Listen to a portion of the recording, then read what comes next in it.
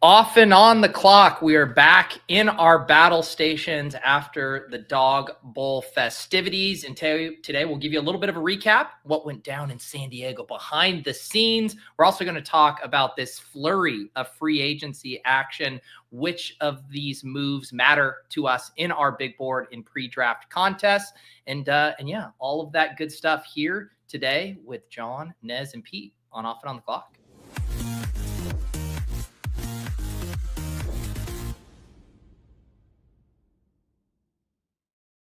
And most importantly, Nez, you are no longer in the cuck chair. You are now in the equal boxes here.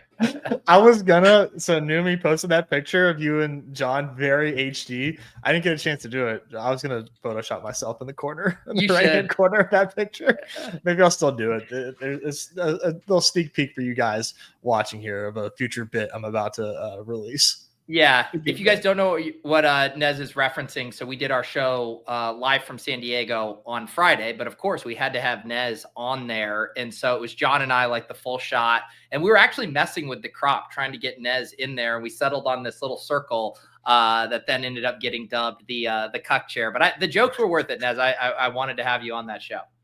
That was very thoughtful. I appreciate you guys trying to make it work, and I thought it was executed pretty well, so I was pretty happy with how it turned out. Yeah, shout out. I was just going to say shout out as always to the Underdog crew helping us get those live streams. I mean, it's like I would love to do more stuff like that, but like the tech when you're remote and can be very difficult, and they always make it easy on us. Man, their schedule with like doing live stuff too is so crazy. I was talking to Aaron for a little bit there, and like right after that, she was doing NFL free agency with like Colt McCoy and Jay Gruden and those guys, like instantly flying there. They had just left spring training to come to there. So like they're bouncing from show to show to show, like just constantly setting that stuff up. Yeah, it is. It is the hardest part of the content is like the tech stuff when you leave the comfort of your own webcam. But yeah, Jon, how was your travels back? How are you feeling post Dawg Bowl here? Honestly, feeling pretty refreshed, man. It was like low key, like a vacation. Had a different feel this one comparative to ones in the past. Like didn't feel like we were scheduled for doing tasks the whole time and stuff. It felt like you brought the family out, other people brought their families out. It really had a really nice, laid back West Coast energy feel to it.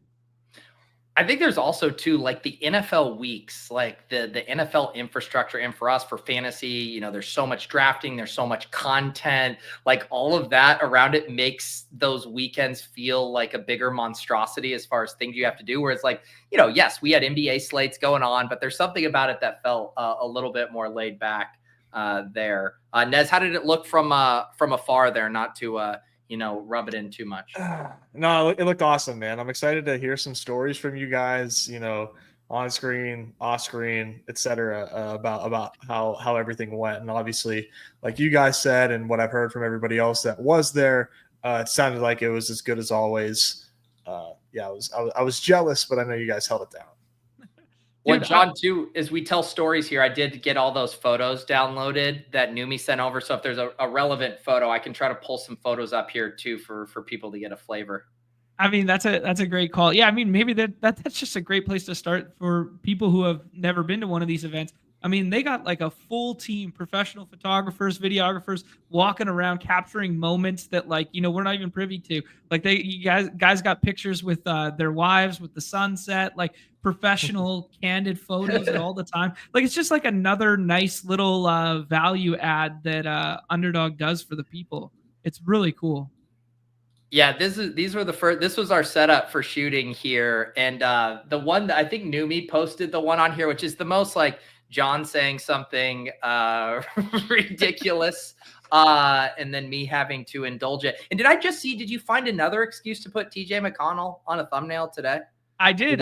He has the Q tag and Hallie has the Q tag. You never know, Pete. You just never know when TJ's going to strike. Yeah, it was, man, bittersweet, hilarious run out for the TJ McConnell stuff. Like, obviously, like we've had this ongoing bit forever, but the fact that he actually became relevant and then became a swap viable and then just got hurt instantly was, insane. Like, I don't know. That's a poetic story associated with Dog Bowl. We also got to give a shout out to Kristen here in this photo. She's the wizard behind these events. And I've said it before too. I don't think people realize how much goes into planning events like this, like all the logistics, both from a food standpoint, entertainment standpoint, itinerary standpoint, making sure everybody has a good time. And Kristen is so good at it. All of the venues. This was at the Paradise Point hotel where we were at, and then we all went and watched the game at this place called the PB Short Club, and she handles all of it and just does an incredible job. Dude, when you mentioned food there, the food was like legit good. Like not good for an event. It was legit good. Like lobster tails, big ass prawns, crab legs, like stuff like that. Omelet bar to chef up your own omelet at the draft in the morning. It was the food was definitely a highlight. The food in the resort, I mean, all of it was amazing, but the food in the resort were top shelf. Here is a young, prodigious drafter, goes by the handle Awin here. He said he brought his quant with him. I guess this is the quant. Here, the man running the projections behind the scenes. But it was great. Awin, I felt the first Dawg Bowl was a little more shy, John. I felt like he had come out of his shell a little bit this one. Oh, very much so. He's a lot of fun to be around. The quant, all I flashbacks to that Ryan Gosling scene in The Big Short when he has the quant. That's all I can think about. When you're saying. If you want to talk about a vibe, how about this guy right? Yes. Oh yeah. Viper's energy was great. Ran into him. He's doing morning beach walks with the headphones on to lock in and that sort of deal. One thing on Awin there, he was so sonked from doing all the prep, jamming the Dawg Bowl, jamming 150 lineups and stuff like that. When we're at the Shore Club at the watch party, he falls asleep on the desk in the corner on in the whatever, and the manager comes over and like taps him and whatever. Then she goes, and I'm kind of watching this from afar, and then tells the bouncer, and then the bouncer goes over and then tells another bouncer. And I went running after her, and I was like, no, like this guy doesn't booze. Like he's so tired from like being a student and all this stuff. Like don't get the boot out of here kind of thing. And she's like, can't sleep here. I was like, he's about to maybe win 300K. He could do whatever the hell he wants. Like let the kid catch a nap real quick. I do have to address this as we go along the pictures. Who won Gumby's DFS contest? So I shouted this out on the stream. I shared it on Twitter. Gumby created this really cool showdown style contest so people could build fantasy teams and sweat the participants. He lost the lineups is what I saw in Discord. Nez, was there any updates on this or did they truly vanish into the ether? No, honestly, Pete, I was directed by our lawyers that we weren't even supposed to talk about this. We have a statement coming. Okay. Because we put our good faith into Gumby. We put our good faith. We touted this contest. We thought it was going to be a fun experience for everybody, and we got rugged. So we have a statement from our lawyers coming soon. It's really sad. It's really unfortunate that Gumby lost this because I would have crushed. I had A1 captain. I was the only one that had A1 captain. No one wanted to pay up for A1 at captain. Wow. And John, you and I, though, we're off the hook because we were each kicking in $100 into the prize pool. Maybe we each slid Gumby $50 and said, hey, we can all make a little money here. If you lose one of these lineups just disappeared. Oh, my God.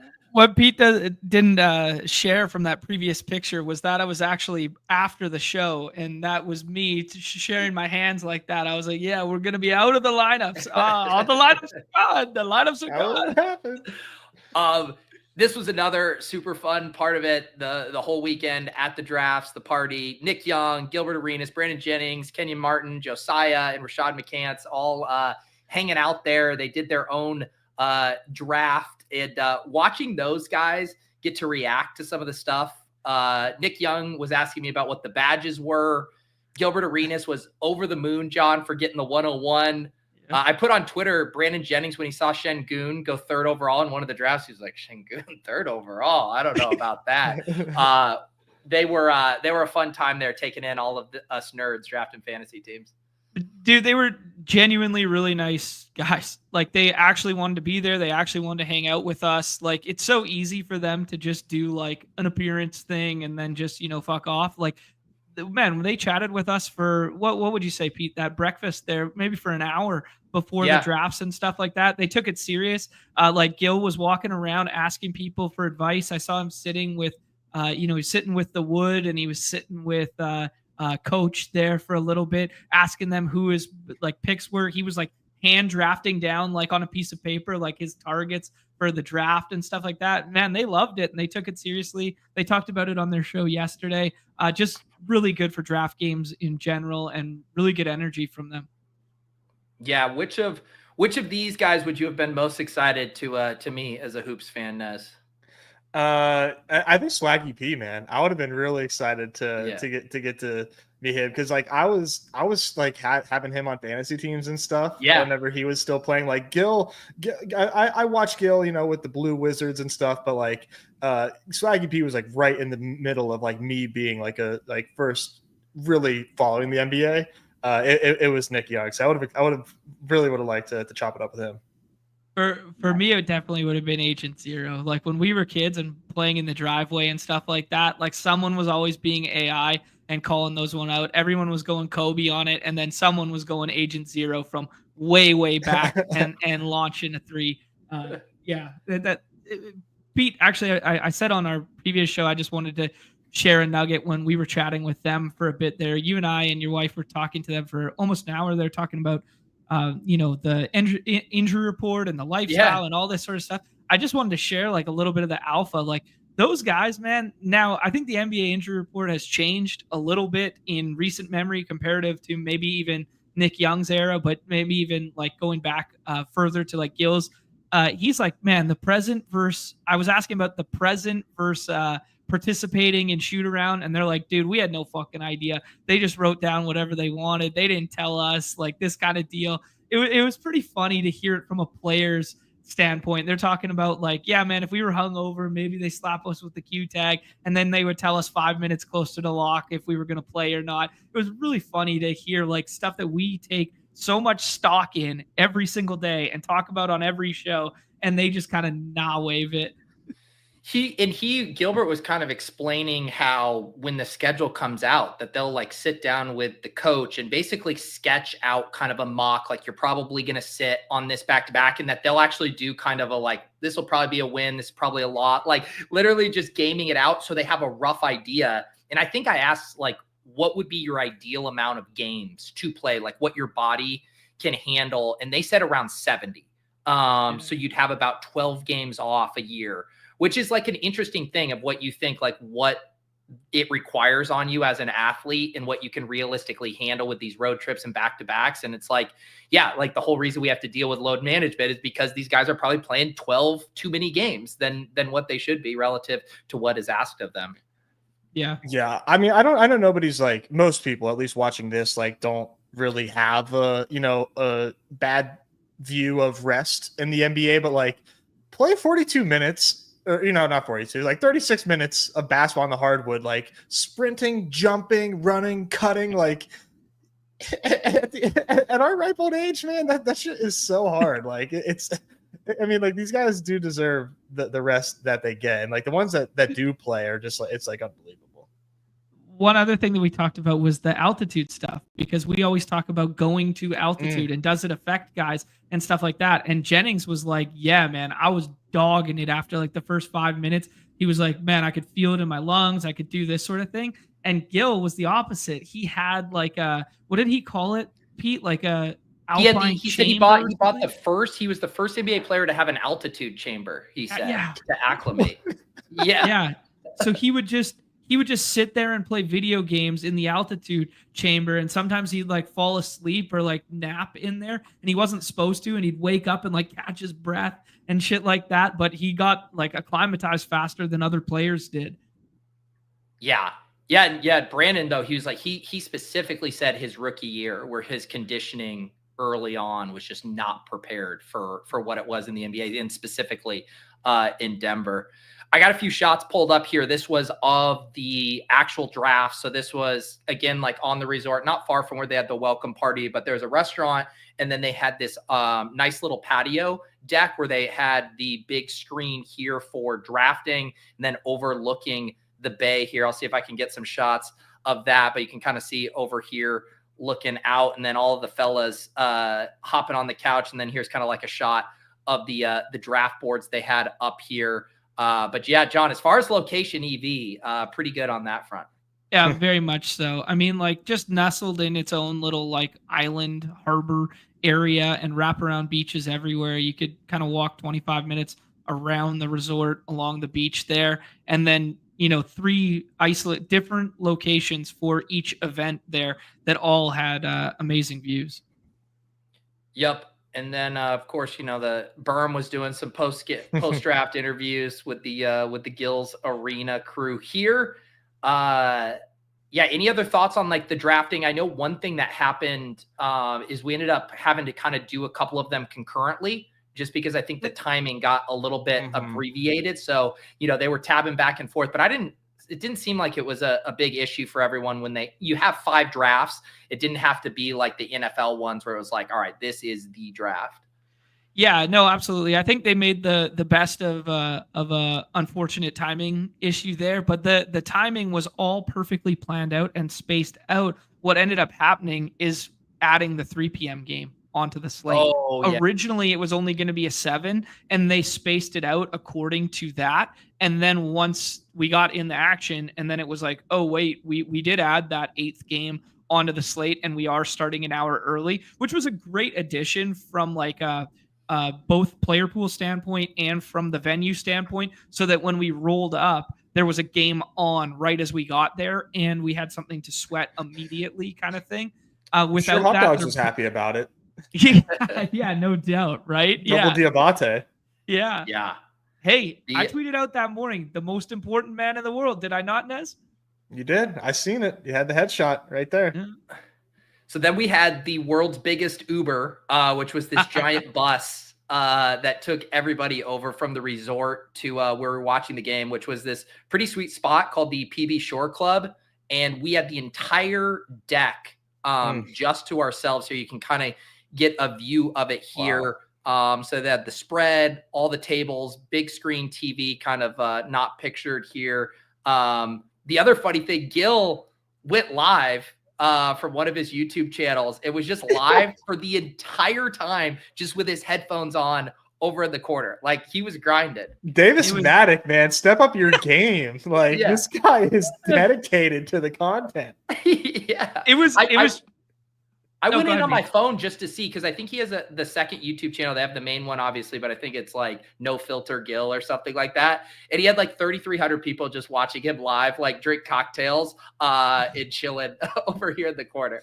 Don't let anybody tell you streaming isn't alive and well. Sorry, John. Yeah. Go ahead. No, he was live on playback and stuff like that as well. So people were watching the games alongside him, and he's talking about the games as That's well. So and cool. then people were rolling through. But when it came time to explain the Dawg Bowl, he was like, yo, where that dude with the TJ McConnell jersey at?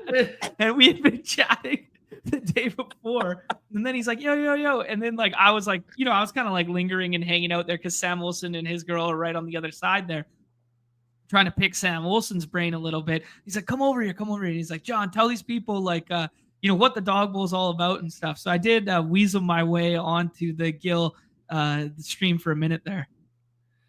You had the some of the Hoops crew here, Jordan, obviously A-Win here, our guy Wood, who again, shout out, you can see over his shoulder, we had the official Wood leaderboard there, which was great. Also having like the lineups just displayed right next to it too, made it a really cool and easy sweat experience. Although I will say, I was looking at that leaderboard a lot throughout the day. There was not much movement. It was just lulls, 1, 2, kept waiting. You saw a little A-Win shuffling up there. But man, lulls just had that on lock. Yeah, that was it was kind of sweaty at the end there. If we had seen overtime, Play to Win was pushing up quickly with a Tobias Harris team. And then Dallas, who's in the purple, who's kind of between A-Win and Stone, his buddy there. Dallas had a Draymond Green plus Tobias Harris team that was coming, but they were still like, 15, 20 points back at one point there. I was expecting way more movement in the leaderboard because Sean kept asking me, he's like, oh, we should get some interviews with him early. And I'm like, it's way too early. It's way too early. This isn't like football. Like someone's dropping a 50 burger and that Tatum team's going to jump and whatever. And sure as shit, he just held wire to wire. It was wild. Yeah, it was funny too because Lowell's was he was hanging out. His perch for the whole day was over by the leaderboard here.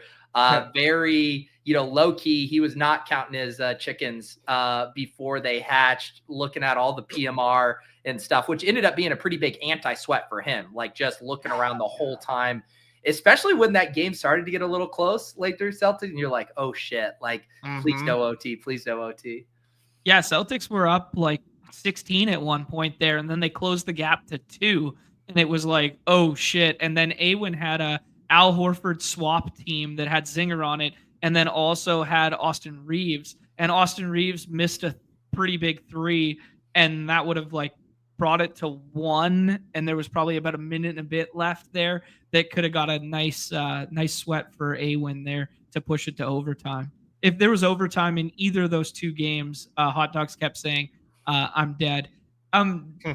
Pete, before we get to this moment there, I really wanted to share Johnny's story. We did get it on camera, but General Blue, member in the community, both you and I spoke to him at the very first welcome party, I guess the optional one at the brewery. There he is, him and his wife there, or girlfriend. I can't remember which, sorry. But yeah, they were just hanging out, and he basically deposited on the site for gauntlet drafts.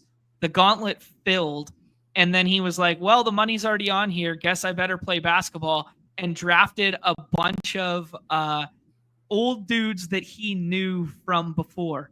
So like Dame Lillard and guys like this were on his team, and it was his first ever hoops draft on the site, and found his way to the Dawg Bowl. San Diego resident as well, so pretty cool.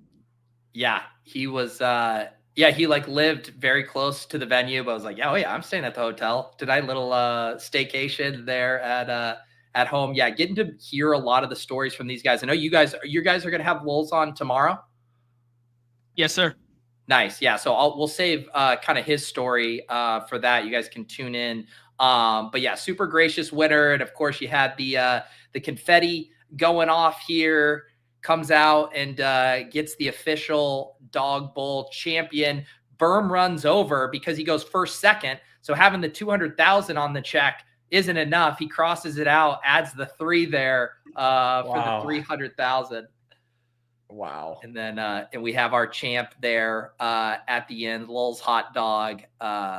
So super fun finish to that day. And then I will say I was the old man. I did not go to the club after John. So if you have stories from the club, that's going to be on you.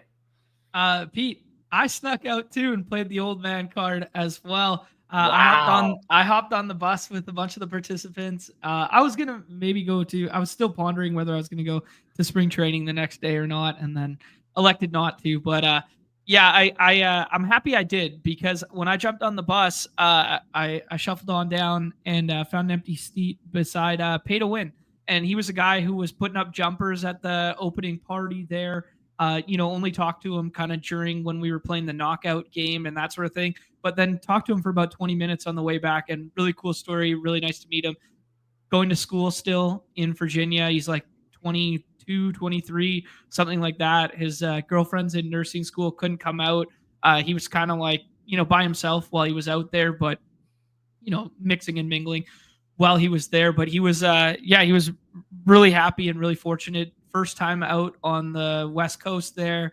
Ended up getting 2 lineups up near the top at the very end there for about 70-ish K, 60-ish K. Unfortunately, a Draymond steal on the last possession that was barely a steal. Cost him, 10 or 15, he said. But yeah, really nice chat with him for like 20 minutes on the way back there. So getting to know another member of the community who's, he says he's always lurking, he's always watching, primarily a football guy, but found some success in the hoop stuff this year.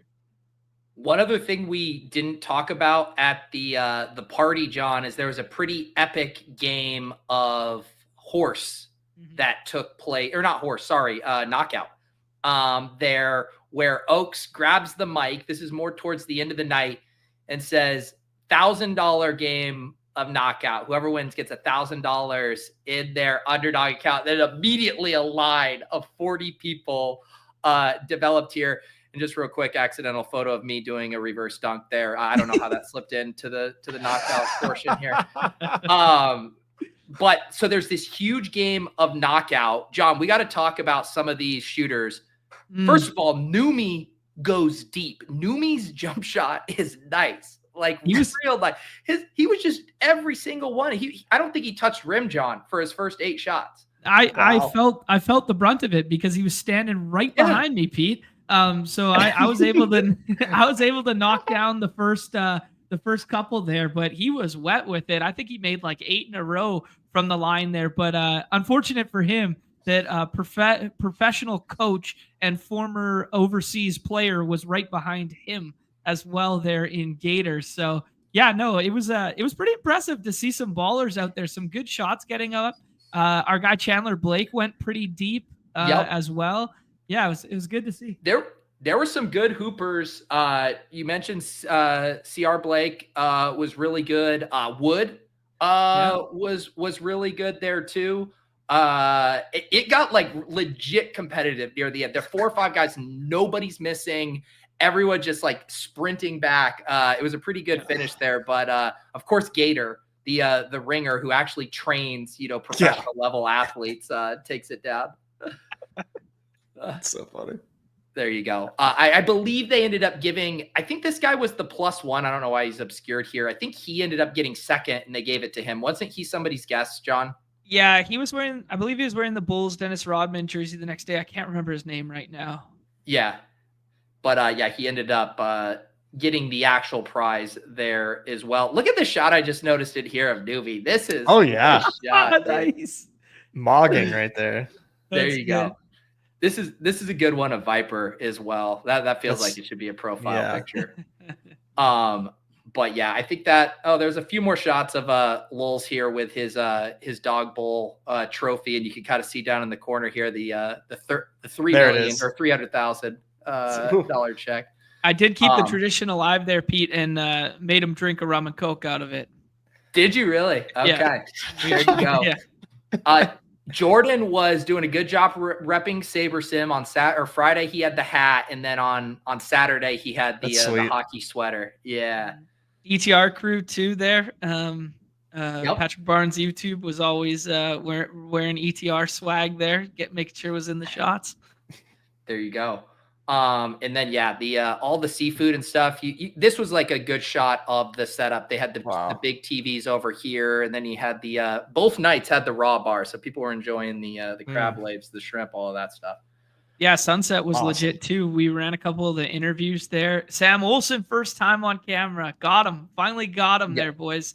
Did a little bit of an interview with the sunset dropping in the background. It was a beautiful view of the ocean. Yeah, gorgeous. It was funny because I was out for the whole week, and so with my parents and Lauren and April, we had an Airbnb that was like a mile that happened to be a mile from the venue, and then my parents like came and walked with April down to the beach, like right out here, and then I left to go say hi to them for a while, and then while I'm out there, I run into this guy who's like a Fantasy Life reader that has the I Suck at fantasy football onesie. I don't know if you saw this tweet. And so I say something to him, and he's out there doing the punishment with his buddies. Like one of his league mates has the title belt on his shoulder, and they're walking around Pacific Beach. He had to wear this all day as a punishment for losing his league. So even outside the venue, fantasy football was still prime in San Diego. So good, man. So good. But yes, I agree here with Go AZ. Nez was sorely missed there. Nez, how are things back on the home front? Yeah, thanks guys. I appreciate the kind words. Things are good. We're still on track for Saturday, but every time I look at it, I'm like, there's no way you're gonna last another hour. Like this baby's coming. You're massive. Like how is that baby still hanging in there? You're I have no. fast. We joke about Oh. it. She's doing well. So I've got like we got to be at the hospital at like 5:30 in the morning on Saturday. So that'll be a lot of fun. Is it scheduled right now? Is she doing like scheduled C-section? It's a scheduled delivery. Yeah. So. Oh, scheduled delivery. Like Interesting. getting Okay. induced. Yeah. Oh, Probably. I see. Yeah. Got it. Yeah. So Saturday morning. There you go. Unless something happens sooner. That's like the vibe. Yeah. Which, Okay. like, I'm telling you, man, I wouldn't be surprised if we're ahead of schedule, but we'll see. Man. So there you have it. NBA Dawg Bowl in the books. Another success there from Underdog, and there are already lots of chatter about people wanting to qualify for the NFL one after seeing that. So Hey, Pete, don't just gloss over this summer, bro. Don't just gloss over the summer so quickly there. There's a lot of interest in these MLB streets, buddy. There's a lot. We're gonna of force the interest. issue. I don't know. I'm not saying no. I'm gonna just. Come on, I can see John hosting his own, MLB Dawg Bowl, and it's John just like throwing slow pitch to guys, like doing beer softball games, playing games of pickle out there in some random park he doesn't have a license for. It sounds.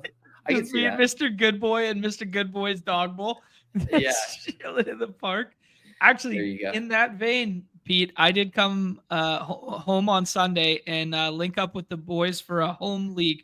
We get our baseball team, like alumni team, together every year for a draft, and I honestly I didn't want to miss it, but we dust off the bats and the gloves. We have a home run derby for draft order. We play flips, we toss it around a little bit, and then we have a baseball draft. So we did that on Sunday night there. So dudes drafting dingers in real life. So yeah, it was pretty fun. That's how did you like how your team turned out? Oh yeah. Are any of your hometown friends, are they like deep in the daily streets at all, or just more casual fantasy players?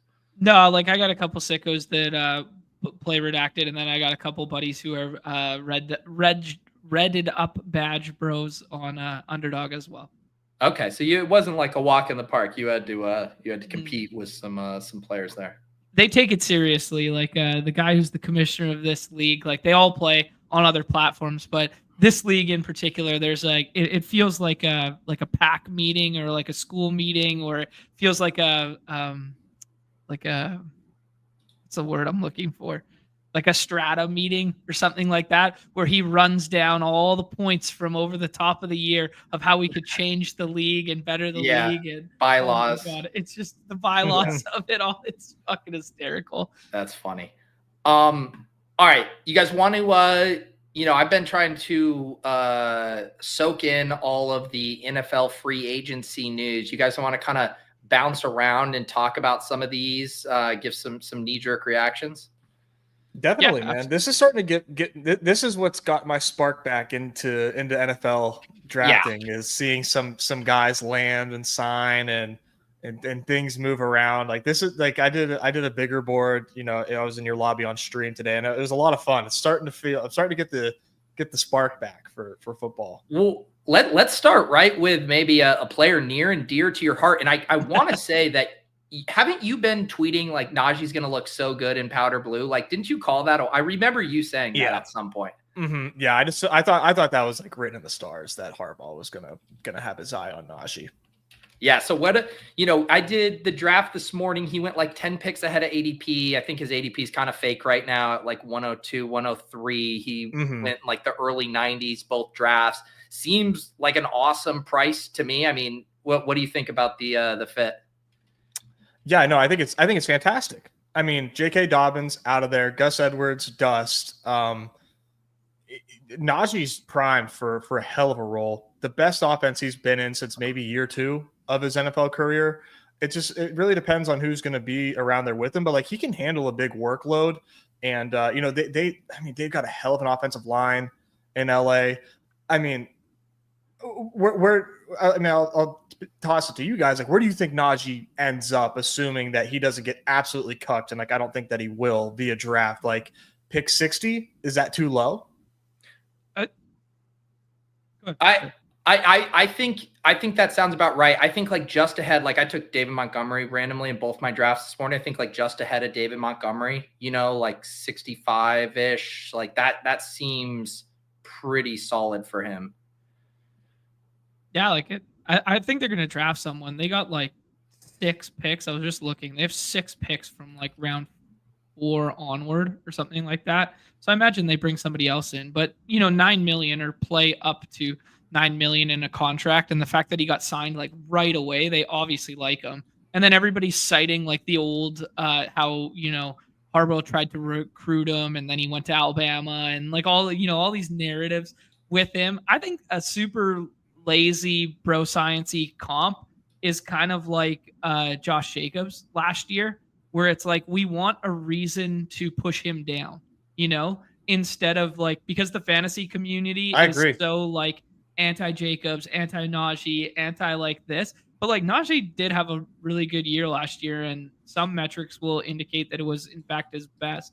But he's a reliable, durable, early down workhorse, and that's what a guy like Greg Roman, that's what a guy like Harbaugh want, right? So I think it's very bullish that he signed there nice and early too. I don't know, so much overhaul in the Seattle offense there and turmoil with New Orleans. He could keep on climbing, dude. Yeah, and especially like I'll even get more, because what you're getting excited about specifically are the touchdowns in Los Angeles. And if that offense can get a little better, maybe they get some other wide receiver to complement Ladd. And then all of a sudden it's like, okay, well now Najee has like 15 touchdown upside, like in this offense.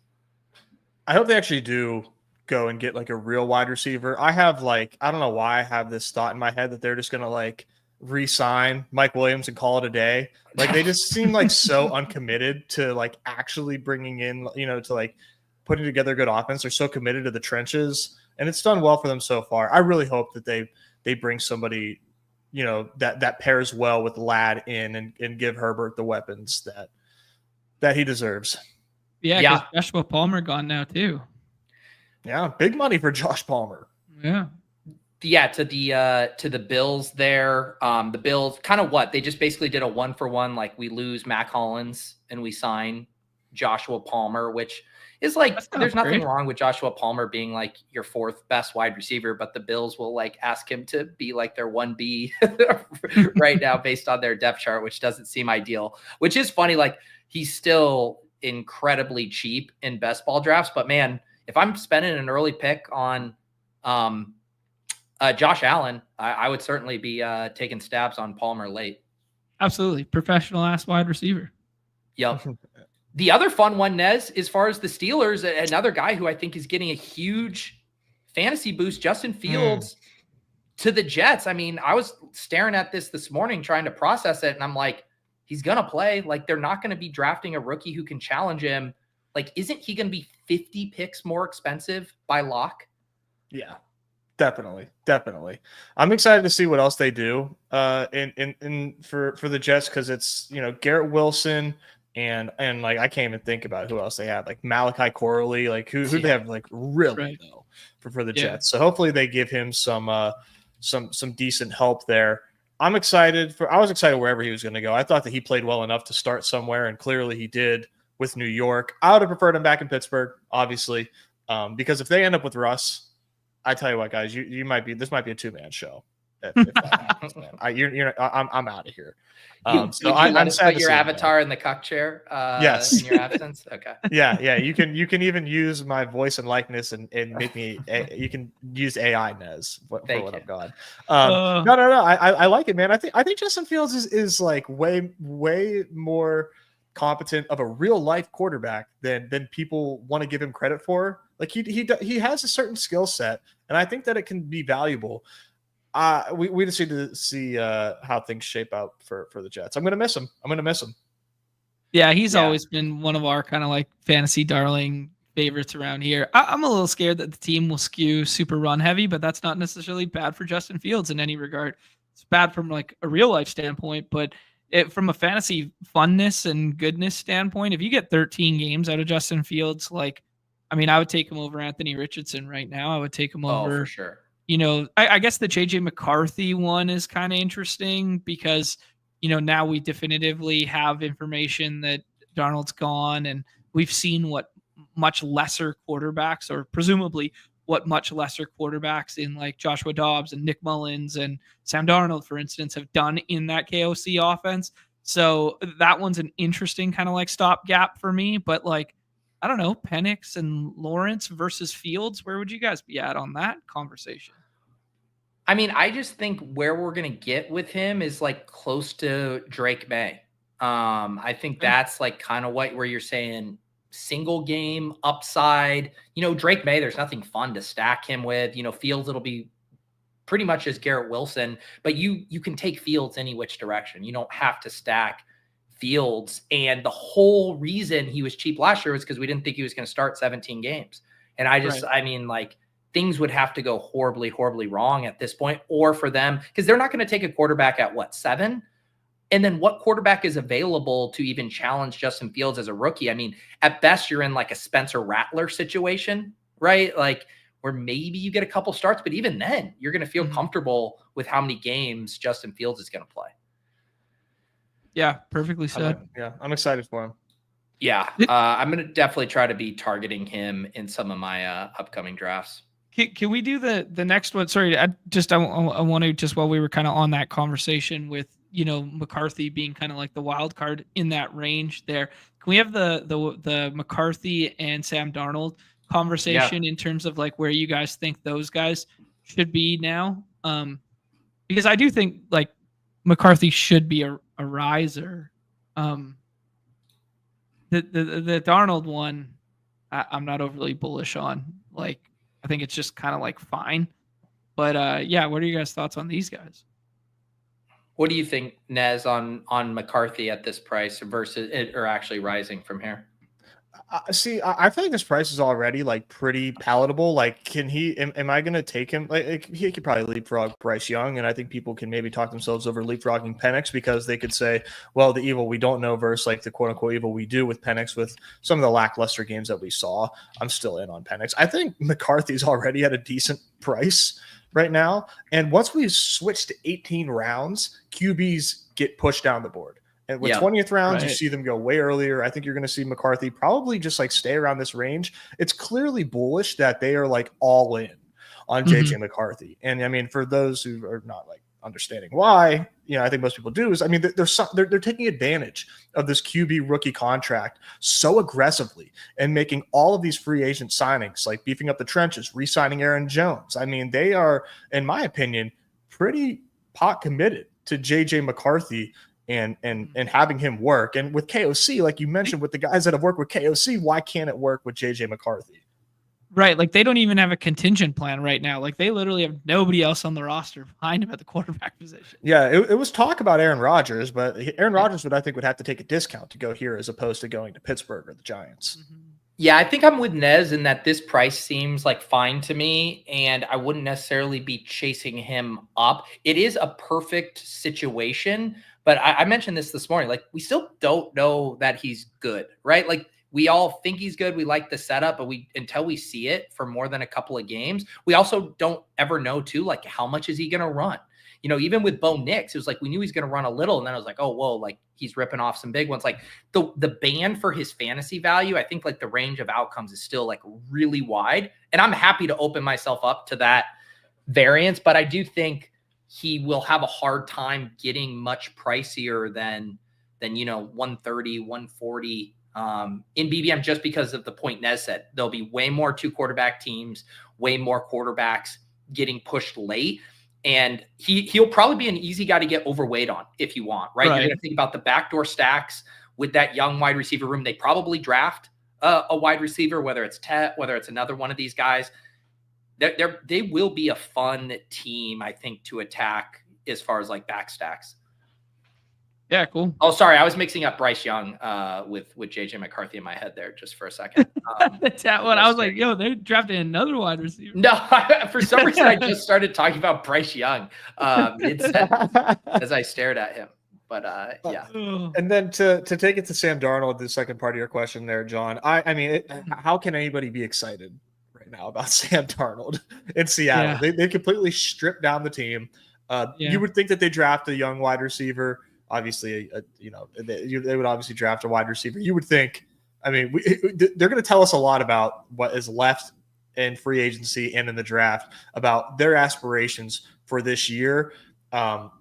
Because obviously right now, I mean, they're like everybody in Seattle's value right now is, it's pretty bottomed out at the moment. There's really nowhere else to go but up unless they do nothing from here. Yeah, I think the bull case would be around like the pieces of like Kubiak being like this team's going to skew like run heavy, and maybe this is a good thing for like the running backs or something like that. Also, like I don't know, probably net neutral.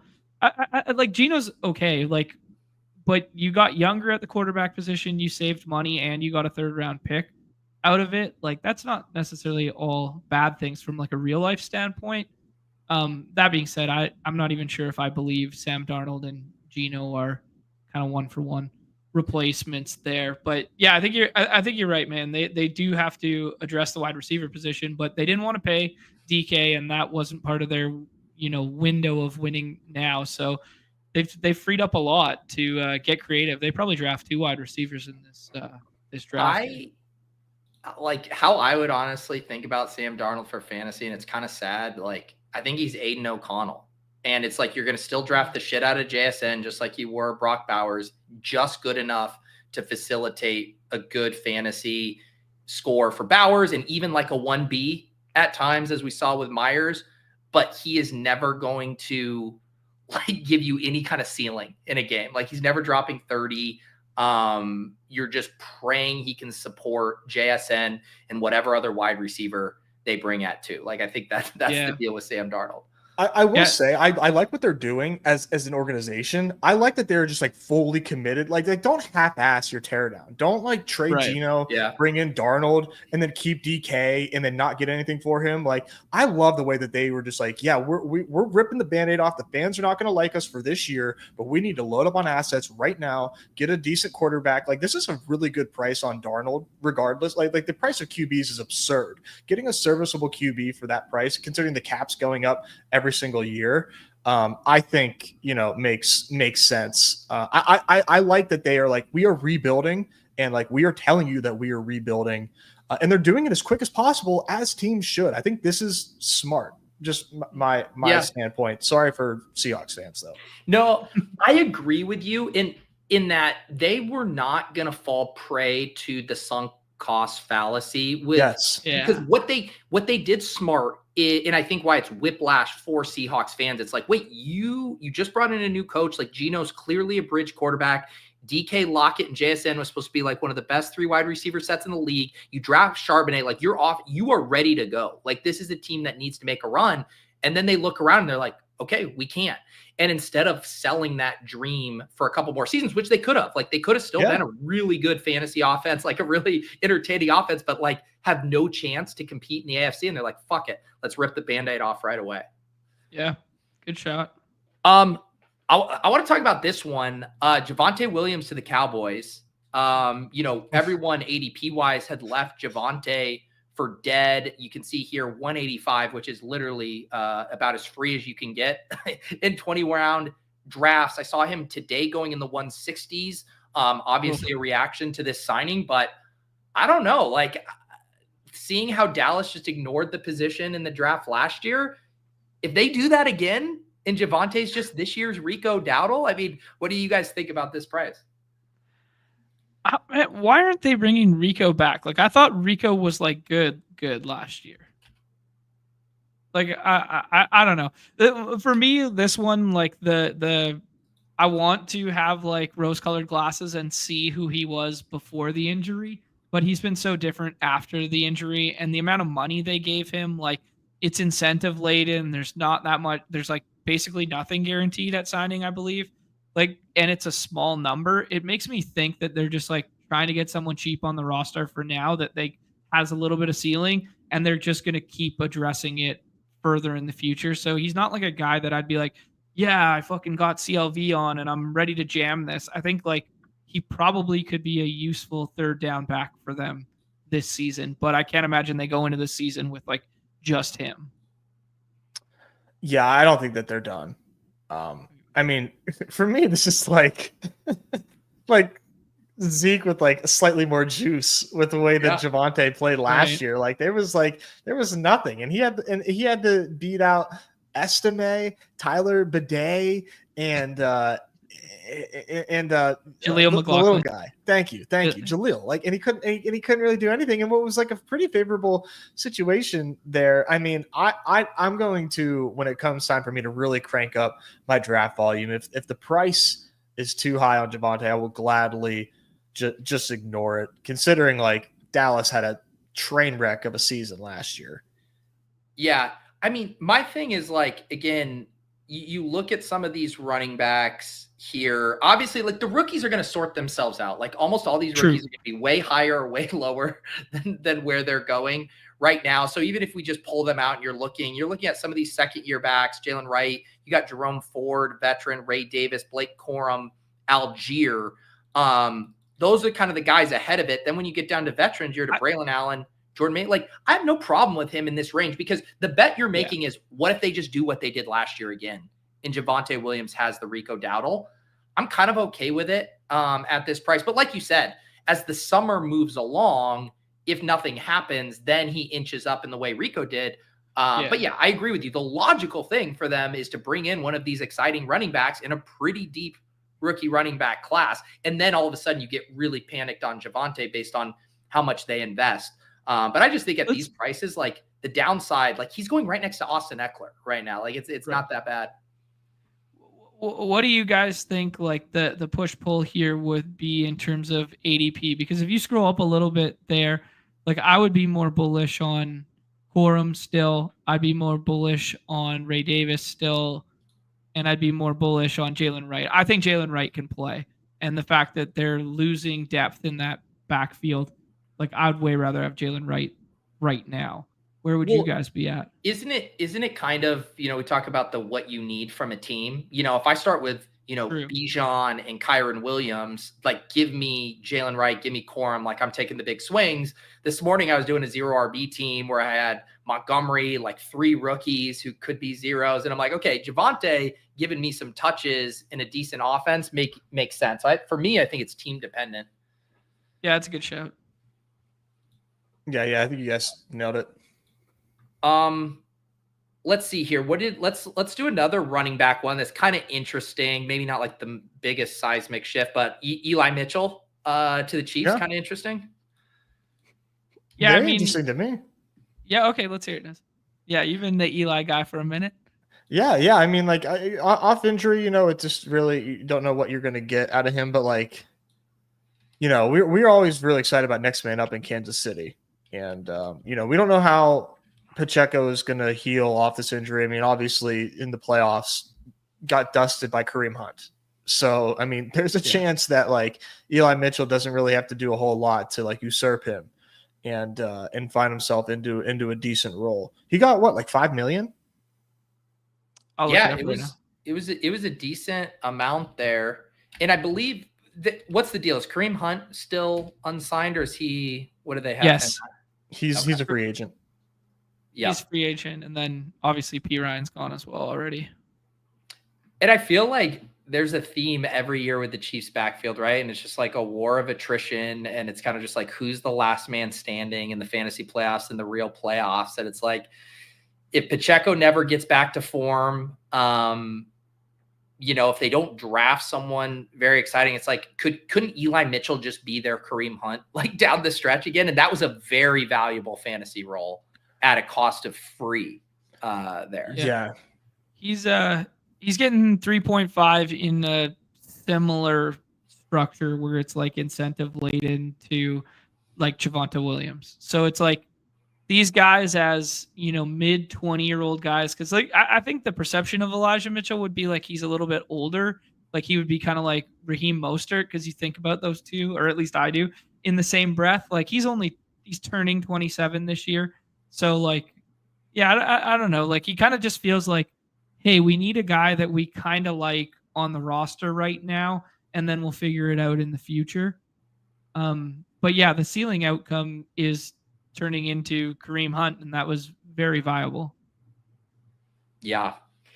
Yeah, I think he's a good. I mean, because the one thing that's so hard with some of these backfields is just like you don't know what they're going to do in the draft, where there's so much ambiguity, but it's almost like even what they do in the draft, I feel like we just kind of know what Eli Mitchell is going to be. Like he is going to be their running back 2, might even have a standalone goal line role in some spots. And he's not even a big pass catcher. So you're not even worried necessarily about someone coming in and stealing that. The Chiefs have been pretty content having like the P. Ryan or McKinnon that is like a pass catching specialist. And now all of a sudden you have a guy that should have a standalone role, pretty big contingent upside. I guess they could draft one of these top 5 running backs in the draft, and then that guy just wins the job. And all these guys are useless, but seems like a decent bet to me right now. Is CAH gone? I think he's gone after that was like didn't pick up the 5th-year option. Yeah, okay, yeah. Staying in New Orleans. I just wanted to make sure. Yeah. All right. Like he was a cut guy last year? Like tail end of last year? Okay. Yep. Samaje Perine goes back to the Bengals. I'm trying to see anything else like fantasy relevant here. I guess an interesting thing is like Chris Godwin back to the Bucs, and then how you're playing Jalen McMillan.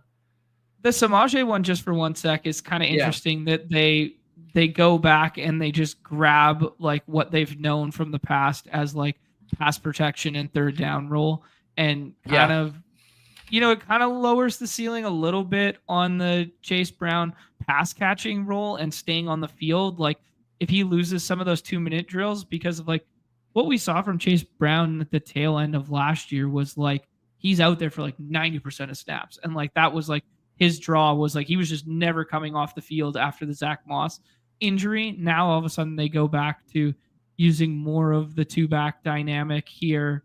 I don't think it's not nothing, but it also makes him probably safe from a rookie who's talented in the draft, ripping his job entirely. But so you can kind of view that one 2 different ways. How do you guys view it? Well, they still have Zach Moss, right? I think he's still under contract. I think he's going to be a cap casualty, like a cut candidate. Interesting. Okay. Yeah. Well, then, I guess another shoot a fall. Well, I'm just thinking like if I'm a Chase Brown bull, I think I would be more excited about P. Ryan getting signed for cheap than I would about them drafting another exciting rookie. I'd be ecstatic. Right?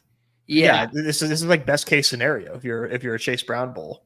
Okay. Because I think what it means is like there was concern that, initially with Chase Brown, like, okay, he's just going to be the rusher. And then they say that was the P. Ryan who was coming in. It's like a split backfield, whatever. Now I think based on what Chase Brown has done, it's like P. Ryan's going to just spell you when you need a breather and maybe some of these 3rd and long situations. Like, I think you'd be pretty ecstatic. I'd be more worried if they brought in like a Travion Henderson, like this guy with some juice who can catch some balls. And now it's like, fuck, he could just force a straight 50-50. Yeah.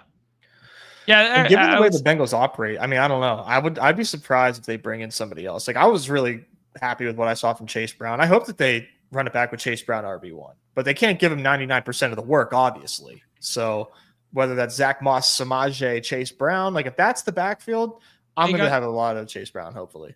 They got Khalil Herbert still too. So if you cut Moss, save the money, you traded for Herbert last year, and you just go into the season with 3. I thought he's a free agent. Bullish for Brown. Okay, then I'm pretty sure Herbert's a free agent. Oh, okay. UFA. Yeah. You're right. Yeah. I need to start taking some more Chase Brown. It like kind of feels analogous to the Kyron thing last year where it's like there's a lot of ways this goes wrong. But if the whole thesis, the volume still hits, then he's just a screaming value. And I kind of feel like that would Chase. Like there's a lot of ways, it could still kind of go wrong. But man, if we just run back what happened last year, he is really, really mispriced. Yeah, and the offense is going to be sick. Yeah. The Godwin stuff, he resigns. There's a little bit of hope that if he left, obviously you could get McMillan on the rise. It seems like most people think Jalen McMillan is slightly overvalued. I've been kind of pushing back on that take, just in that I still want exposure to this offense, and good young players with contingent upside are still pretty interesting to me. But what do you guys think about McMillan back there with Godwin in the fold? I mean, I think McMillan is still a fine pick. I'm going to keep my eye very close to the Chris Godwin prognosis. I think ADP 62 right now. Is that what it is for Godwin? Yeah. 62. I mean, I'm scared. I'm very scared of that. I mean, the dude's foot was backwards on national TV. I mean, it was a dislocated, that was a catastrophic injury. I would be surprised if he is not a slow ramp up back into camp. And he was finally healthy. It sucked for him. That injury was crazy. I would be shocked if this dude is like full speed at camp. Yeah. Yeah. I mean, they paid him. He turned down money, right? Turned down some bigger offers. It was reported to Patriots. I think there was another one in there to return and play. So I don't know like what kind of internal, physicals that the teams are running on them. If they're okay, if he was going to get Mark Williams there, that Hoops Guy reference, or I guess I'm saying if like teams were willing to throw money at him, gotta assume that his medicals are good.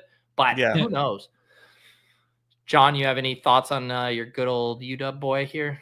I mean, he obviously ran super hot on touchdowns last year, but he did the most of with his opportunity, he did the most he possibly could. So at the very least, you got to think that even though this is the fifth OC for Baker in 5 years, or fourth OC, and losing Liam Cohen like obviously hurts.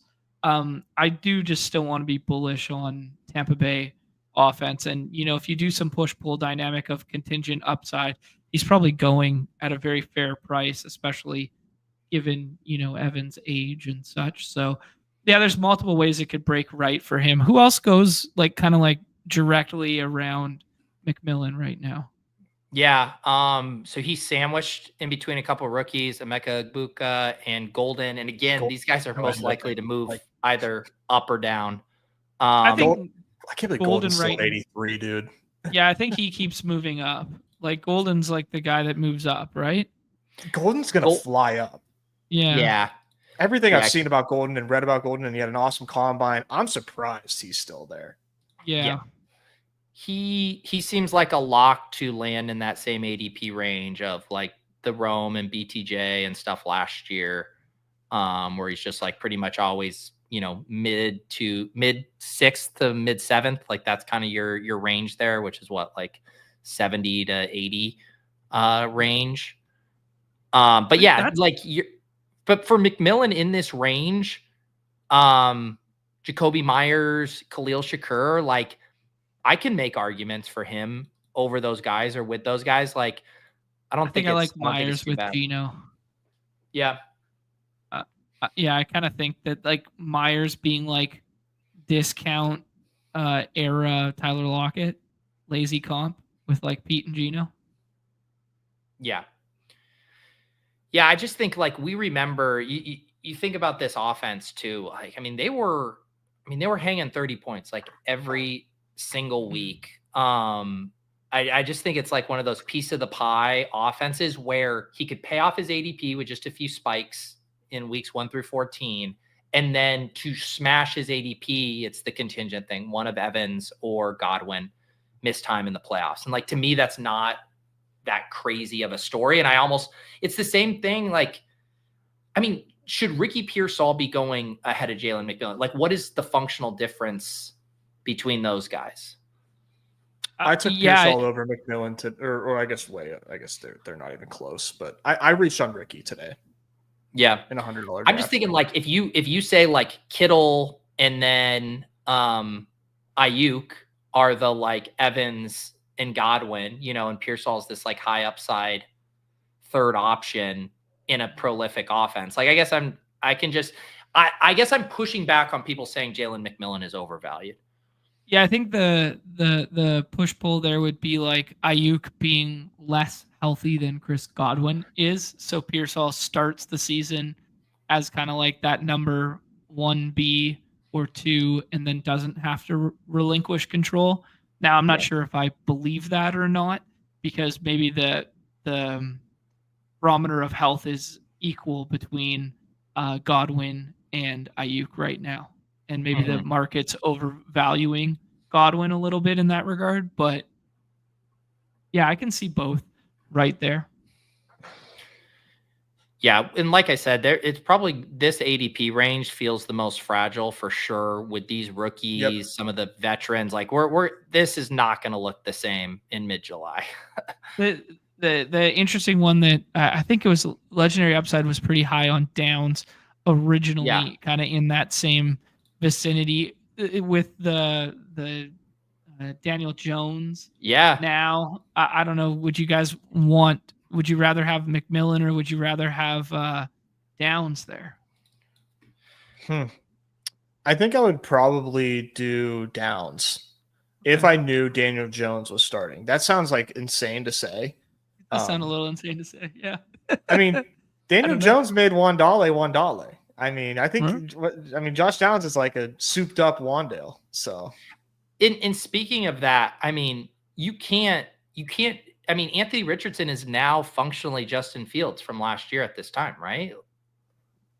Yeah, as far as range of outcomes and what you're and just not being able to like the whole thing. If you draft Anthony Richardson right now, like what kind of guarantee do you have on him playing weeks 15 through 17? Like that guarantee is pretty small. Big time.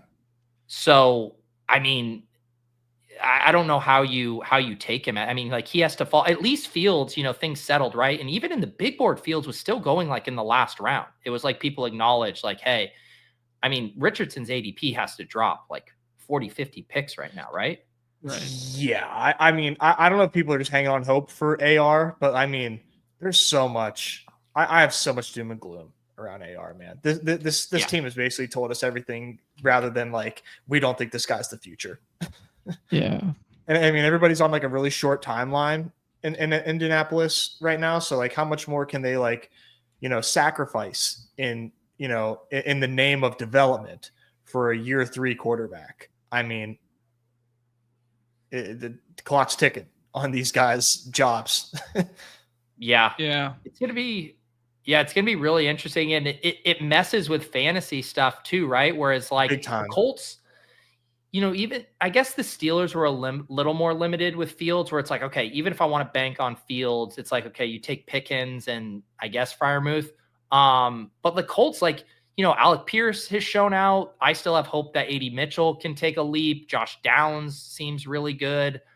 They're projected to maybe take one of these top tight ends, if they grab a Tyler Warren or something.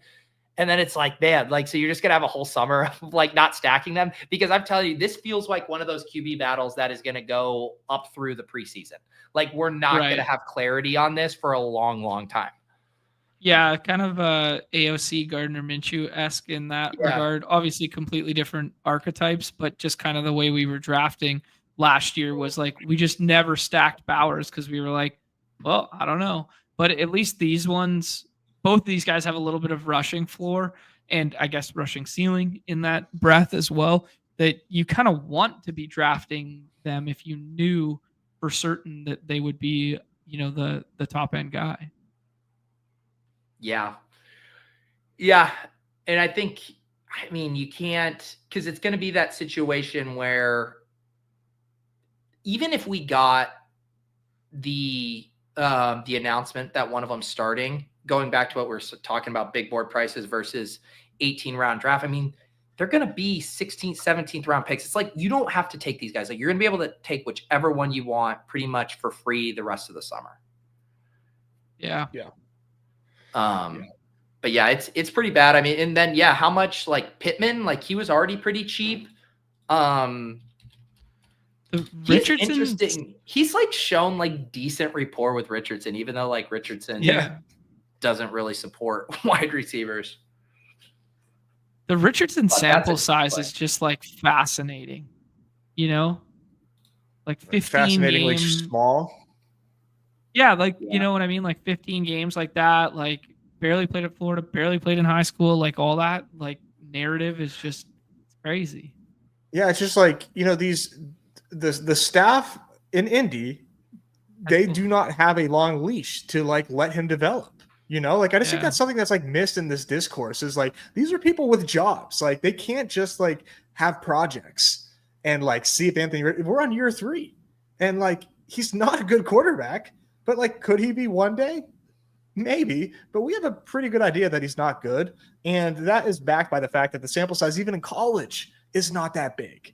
And so like in the limit, like you kind of want somebody with reps that's played the QB position. And I mean, there's so much controversy with like what even happened like during the season with Anthony Richardson, the benching and everything surrounding the benching. I mean, I don't know, man. To me, this Colts organization does not seem like one that has patience for AR. All that to be said, sure, weeks in the playoffs, it could be, fuck it, throw AR out there and see what happens. Don't you think it's weird? So like they had Flacco as the quarterback who stylistically couldn't be any more different than Richardson. Traditionally, when teams get the backup of the exact same archetype, it's because they have a clear starter and they're just like, we want to continue to run the offense how we normally run it if there's an injury. Whereas like I feel like having Anthony Richardson and Daniel Jones, it's like you're going to be stuck with the same fucking problems with Daniel Jones when he struggles as you are. Like, wouldn't it have made more sense to go out and get Rodgers or Kirk Cousins and have the like other version of Joe Flacco where it's like, all right, we're going to try the Anthony Richardson thing again. If he doesn't progress as a passer, at least we have someone who will be able to throw 8-yard crossers to Michael Pittman and Josh Dowd. It's like, okay, they're going to throw Daniel Jones in there and he's going to have the same fucking issues that Anthony Richardson does. Right. 100%. Yeah. It's something $14 million Band-Aid. Yeah. I mean, like it's cheap. It's one of the cheapest quarterback contracts you're going to see this year. Yeah. Like 13 million guaranteed or whatever. It's kind of, it's very similar to the Minshew contract of last year, except for he got 2 years, 20 or whatever, where it's like this bridge money where it's like you're basically our backup, but maybe you're kind of our cheap starter if we need it. Yeah.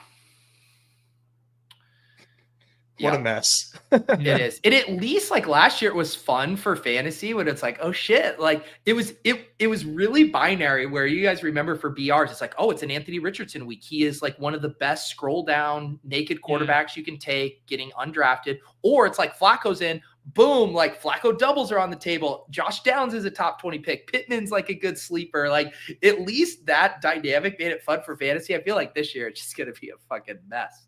Yeah, this feels like the Anthony Richardson career arc is going by way of the Trey Lance one, where it's like the sunk cost fallacy of, yeah, we made a mistake with your draft capital and your limited sample size, and we're just slowly phasing it out to cut loss here.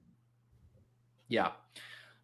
Any other random ones? I mean, relative to last year, this is pretty underwhelming. I mean, last year at this time, we're talking about Derrick Henry to the Ravens, Barkley to the Eagles, Josh Jacobs to the Packers, all this stuff. I mean, any other notable moves for you guys that we haven't covered? I guess it's like the moves that like haven't been made. Yeah. What are you gonna say, John? I was just gonna throw out the De'Ami Brown replacement for the vacated targets. Like, it's not overly fun, but I don't know what you guys think of that one. And I guess we could talk about Debo because we never talked about Debo as a group together. That's true. Yeah. Yeah. Hard for me to like get excited about De'Ami. Yeah. He flashed in the playoffs, and like the bull case is like just caring about the offense with Cohen, and now with Ingram and Kirk being gone, that frees something up for him. But yeah, I don't know. Yeah, and I feel like his skill set still overlaps a little bit with Gabe Davis a bit. Brian Thomas is so good downfield. But yeah, he did look good there for a stretch, but it's also hard to untangle it from just Jaden Daniels being so fucking good that he makes everyone around him look pretty good. What are the ones, Nez, of like the Diggs, Keenan Allen? What are the most interesting ones to you? Yeah, Diggs is pretty interesting to me, even though like he's coming off the injury. Once we get an idea of what his timeline looks like, I am interested to see like where he ends up. Yeah. But I'm really into Keenan Allen at this current ADP. I can't like I made a comment on your stream, dude. How does Keenan Allen go behind Stephon Diggs? I mean, that just makes zero sense to me. I don't think that could make less sense. And for me, it's one really report easy. about him being overweight has killed his ADP for 2 straight seasons. I will never forgive the fantasy community for that. I mean, I'm actually very mad that was a thing. You guys are insane. You guys are absolutely insane. And for me, it's really easy to write off his 2024 because the Bears were a dumpster fire. He was arguably the best receiver in Chicago last year. So I'm really excited to take Keenan wherever he does end up. Where's a good place for you? It's way too cheap. Back in San Diego, back in LA with even though I don't know how much he would make sense paired with Ladd, but I mean, there's a lot of targets available in LA, a lot. I would be stoked to see him in New England with Drake May as his number one. Like from a target perspective, I mean, he would average 10 targets a game in that setup. Obviously, maybe the touchdowns are harder to come by, but man, he could be a catch machine. That'd be sweet. That'd be sweet. Yeah, I would like that a lot. I trust Drake May. Yeah. Patriots have had trouble courting guys right now, man. Like the subtle for Mac Hollins and stuff like that after they offered Chris Godwin money and they whatever. He does feel like a good backup contingency plan to Patriots missing out on Chris Godwin, and you bring in, a veteran receiver to show your young quarterback kind of the way and give him that safety valve. Yeah. I could also see just a team running back the Bears playbook from last year, right? Where it's like we get our rookie quarterback and let's just get him as many weapons as possible. So whether that's like the Titans being like, take Cam Ward and then bring him, or say the Giants do the Shadur Sanders and like, let's get him Malik Neighbors, Keenan Allen, and, just like let him have as many weapons as possible. I think I prefer the Titans one there. I don't love the overlap in Wan'Dale and Keenan potentially in the other one. But yeah, I like that. I kind of like Blake's comment in the chat there too with the Jags, kind of as like a cheap 1-year replacement for the Kirk and Ingram stuff. Yeah. That makes a ton of sense to fill the Ingram Kirk void. Yeah. Yeah, the Jags are so interesting. I thought for sure they'd keep one of those two and let one go. Seems like they love Strange. I mean, he seems like a guy. Strange is good. Yeah. Pick 200 seems like a pretty damn good price for him. Got him in the 20th the other day still. He was still falling. Yeah. Yeah, he's the starter there. He's good.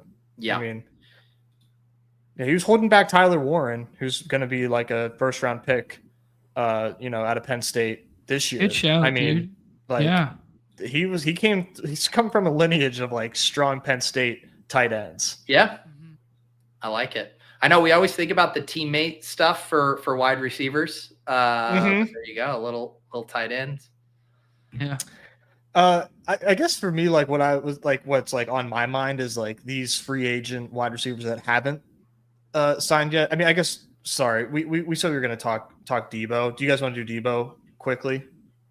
Sure. Yeah. I mean, I hadn't seen much. Like his ADP didn't really change much. It was like a few days people were taking him like in the 5th round with their Jaden Daniels 4th round shares because they were excited. And then it just seems like everything kind of chilled out again. I'll be right back in on Debo. This is where it's going to go all summer, man. I mean, that's a pretty fun situation with like arguably, it's depending on who you ask, best QB in the NFC with Jaden Daniels there. I mean, just like having the skill of Jaden Daniels, I just think allows for a lot more opportunities for good things to happen with Debo. I'm worried about how much I'll chase it because I know everybody is like out on Debo, right? Had a terrible last year. I don't know. It was sort of a shit show in San Francisco. I'm willing to, give him a pass. Somewhat of a pass. I mean, at this price, this is no pass at all. This is a nice pick. Yeah. He's kind of in that range with like Pickens, who I don't know how you interpret that DK stuff. If that's good, bad.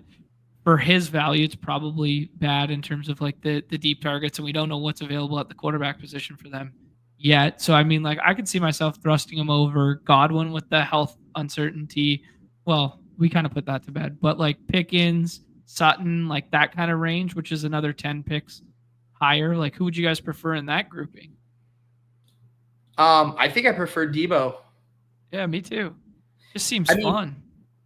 Yeah, that, and we were just talking about like De'Ami Brown, right? Where I mean, Jaden Daniels makes everyone around him better. Like it makes the entire offense. He makes these Jags like he made Zach Ertz look like a top 7 tight end. You know, like the stuff Jaden Daniels did for this offense is insane. And if you get Debo healthier, I mean, you don't know how much of it is just agent speak and player speak, but saying like his conditioning was not there because he had fucking fluid in his lungs and like could not breathe and train properly in the middle of the season. Yeah, like if you buy him getting fully healthy and now getting a role upgrade in an offense that needs receiving production, needs some help in the running game, the perfect like Swiss Army knife for what they want to do. I mean, I can get excited about Debo real quick. Cliff Kingsbury's been looking to run horizontal raid with a mobile quarterback and Debo Samuel for years. He's been staring over that 49er sideline and being like, I just need that guy in and around the goal line beside Kyler Murray back in the day and now beside Jaden Daniels now. So, like, I mean, I find it really fun. He tried to recreate so many wide receiver touches with, like, Rondell Moore and stuff like that back in the day. Now just insert Debo into, like, that shit, and I'm instantly like, oh, this is pretty bullish. Yeah, definitely. Yeah, pretty uneventful though. Otherwise, I feel like. Well, there's 2 other ones we didn't really talk about. We didn't really. I mean, it's hard to talk about DK without the. I mean, he's not a free agent signing, but it's hard to talk about DK without knowing the quarterback. But the other one we glossed over was Devontae Adams. Like Devontae Adams and the push pull with Puka and what it means to Cup now and that sort of thing. Like, man, if that offense moves the ball with like Adams being an upgrade over Cup, and we know what he is as a red zone threat. I mean, Stafford's the wide receiver maker, and this is a wide receiver that doesn't need making. So I don't know what's the push pull dynamic for you guys between him going up and or down and Puka going up and or down. My thought is like Puka shouldn't change. Like this doesn't, in my mind, it doesn't affect him that much. I guess if it does affect him, holy shit, Devontae Adams is undervalued by about 30 picks. Yes. Yeah. But if we think about last year, right, where people were getting really enthusiastic about Cup, like Puka's ADP just kind of chilled. Like it never fluctuated more than like 3 to 4 picks in either direction. But that Cup steam started coming late where people were taking Cup at the 2-3 turn, like late second. I mean, we're all basically we're all pretty much in agreement that like where Devontae Adams is right now is like a way better player than Cooper Kupp. Like, can't you justify Devontae Adams as like a solid mid 3rd round pick, like pick 27 to 30? Like, it doesn't that feel like where he'll end up? Well, it's fun because that area right now that you're referring to, Pete, has a lot of, new wrinkles to it. Like Jackson Smith and Jigba with Sam Darnold. Like, is that still more desirable than Devontae Adams with Stafford?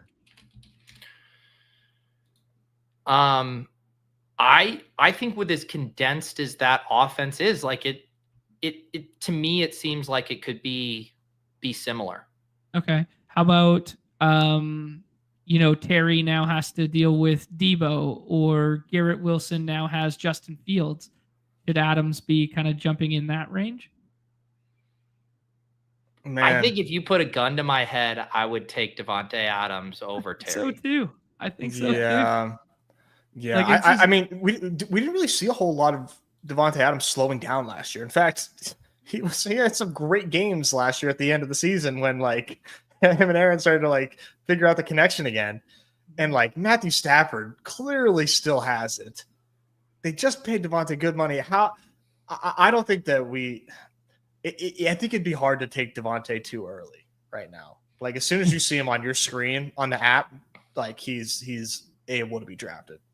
Like, Yeah, we're and like kind you of said, like he's done it. You can talk about Tyreek Hill's like down year, and yeah, maybe you assign that to some injuries and stuff, but it's like Adams has done it in every situation with every quarterback play. He's beat the veterans can't do it in week 17 thing. He had that massive game with whatever Dust Ball Raiders quarterback I can't even think of right now. I mean, we were jamming him in off and on the clock pick'ems down the stretch last year. Give us targets higher, catches higher, boom, boom, boom, boom, like every time.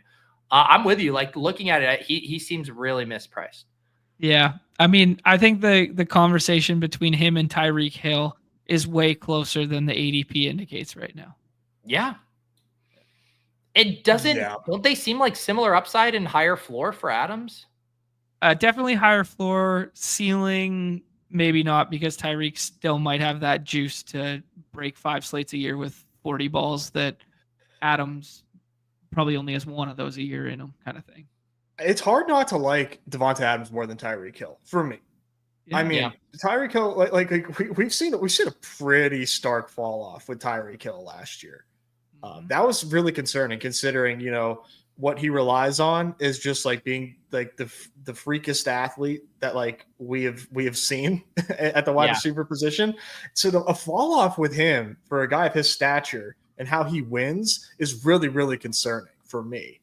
And Devontae, we haven't really seen that fall off. All we've seen is like shitty situations that are out of his control. Yeah. And I guess it is nice. Like the whole thing was this wrist stuff where he was like, yeah, I'm going to play through it, even though most players would have had the surgeries, got the surgery now. So the hope is that was what was really hampering him. And the quarterback play too, the ineptitude to win without Tua, basically, because they were without Tua for what, 4 or 5 weeks there. Yeah, but with Tua, he sucks too. I was going to say that feels like the reality of the situation for Miami, where you're going to have Tua, he's going to be in and out of the lineup. Like it just doesn't feel like that's ever going to change. Hey, thank God they got a big signing there in Zach Wilson. Plenty of moms down in Miami. Wow. And yeah, we the DK Metcalf one that is interesting, Nez. What do you think about Metcalf and Pickens in this offense that we still don't know who the quarterback is going to be? Yeah, Metcalf's going to fall for sure, as he should. But if Aaron Rodgers is there, I don't know how people are going to react.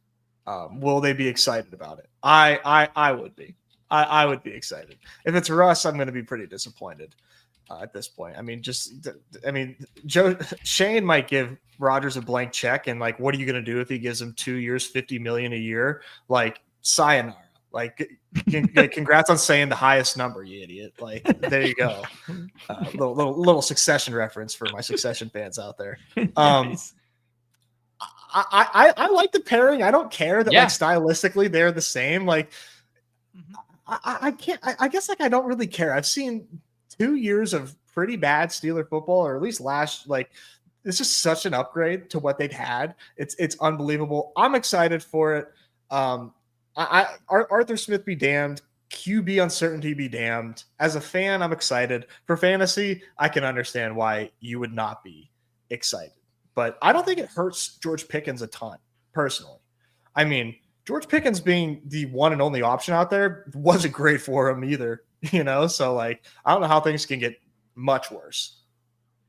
Yeah, and I guess the one saving grace is if they don't make a big move at quarterback, at least the one thing that Russ has still consistently done the last couple of years is throw the deep ball decently. Yeah. So it's like that's his one, like, hang your hat on that. And what are these two guys? They might be terrible for managed fantasy when you have to decide which one to play on a given week, or for our draft games. It might be just impossible. We're playing whack-a-mole between the two, if that is the case. But there is like some ceiling potential there for sure if you get a better quarterback in there. Yeah. I mean, the quarterback I think will go a long way, obviously, in determining how the market feels about this. Because the one thing, if they do get a pocket passer in there, like it can be heavily concentrated to just these two guys. Oh yeah. And it should be. If it's not, then something's gone wrong. The interesting thing with that, though, is like when we talk about Rodgers from like a fantasy standpoint, like, is he best case scenario for them right now? And then we just had this conversation with arguably two better weapons and Breece Hall in the backfield, and they still weren't really fantasy viable.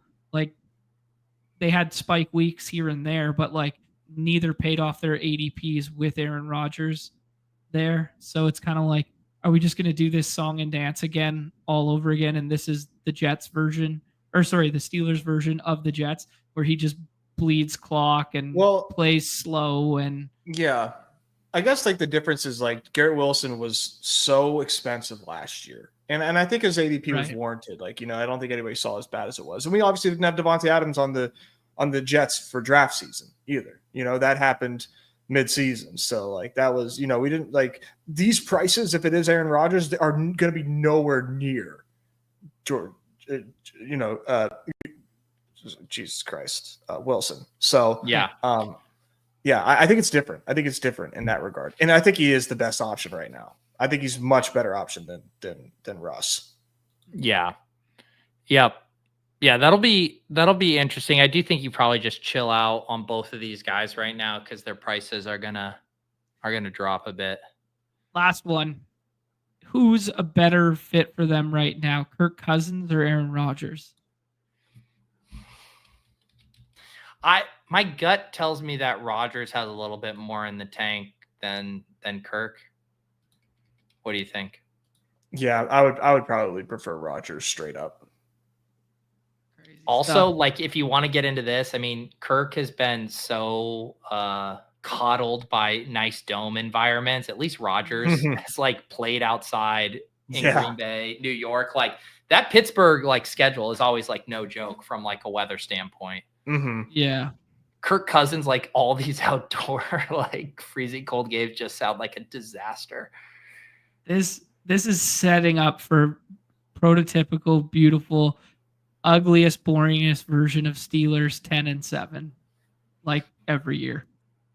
Like it's like, like from a fantasy standpoint, we're just kind of like, and then from a real life standpoint, you look up and they're the wild card team, and it's like, yep, okay.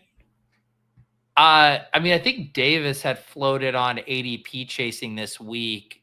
The Steelers taking like a Jackson Dart with their first round pick. And then like that could start to get fun, right? Because say you get Cousins or Rodgers, and then you're like, all right, but by the time the playoffs roll around, they're like, all right, let's see what we got in this rookie quarterback. And then if you just happen to land on the rookie QB who's way better than everyone thought, then that offense gets really exciting. That you'd have a really, really tough time benching Aaron Rodgers. Not the way he played this year. I mean, I mean like the sandpaper dynamic of signing him then benching him. Yeah. I just think like at this point, I mean, the amount of money he's getting and the commitment, it's basically like you got to prove it, right? Like with the Jets, he at least got the like de facto Hall of Famer treatment. Like this is obviously your team. But toward the end last year, it was like he is playing so bad. I just wonder if the leash is now maybe shorter than you'd think. Okay. Interesting. Yeah, I would be cool if they took a stab at a first round QB again. And as long as it's not another Kenny Pickett situation. Yeah, that's a little scar. Wasn't he like the exact same pick range, like pick 21? That's what they have this year. Yeah, and it was like him or Malik Willis. Yeah, I really wanted Malik Willis. Still might be wrong. They were both awesome. Well, and I think the thing is you flip the archetype, right? Like they grabbed Kenny Pickett, who was just supposed to be like, just be like a poor man's, statue quarterback or whatever. But now if they go out and get the Rodgers Cousins, then don't you draft like someone that has some tools, that it's like a little bit more of a project where the ceiling is higher. Cause even when Kenny Pickett was drafted, no one thought he had like a crazy ceiling. It was like, you could just maybe be a functional quarterback. Yeah. Here comes the fun one, boys. You bring back Russ. You draft Jackson Dart. Wait, how does this start with fun? Okay. and Russ is like the cheap bridge, so you don't have to spend the money. Then you have Dart that you drafted, and then you bring in Trey Lance. You gotta let go of the Trey Lance thing. But yeah, come on, take a ceiling shot. Come on, I think lots of teams have. Yeah. The teams that keep taking stealing shots or ceiling shots on Trey Lance can't seem to find a way to actually ever get him on the field. Why is that? All right, guys, this was fun. Getting our bearings here. NFL free agency. We'll see what we cook up for next week. We'll probably continue to kind of hop around between NFL. We got hoops. We got dingers. Who knows? Maybe we do a hockey show in here. You know, we'll be some multi-sport draft leads. What is your guys' schedule rest of the day or sorry, rest of the week? Rest of the week, we got the Dog Bowl, NBA Dog Bowl champion, LOL Hot Dogs on with us tomorrow in the 2 p.m. Eastern time slot. Nez is on Baby Watch High Alert. If you guys want the alpha on NBA for today, we did it half an hour ago. It's pinned in there for the badges only somewhere. And then, we're going to be doing some big board stuff. We're going to be doing some dinger stuff, and we're going to be doing hoops for the rest of the week there in some combination of both forward facing and paywall. Beautiful. For me, I'll have lulls on Thursday, ship chasing on Thursday, and then I'll be getting an After Dark show booked for this weekend. Otherwise, you can check out Swolecast from today with Neil Orfield or Best Ball Breakfast.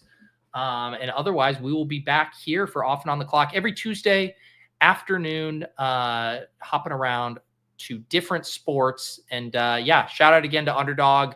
Awesome weekend at the Dog Bowl. And make sure you guys tune in tomorrow to meet Lulz, and maybe these guys can pry out some alpha. He was pretty coy with who he gets his projections from. It sounded like there was some kind of market aggregation going on there. So maybe you guys can get some of that alpha out. All right. We'll see you guys next time on Off and On the Clock. Peace.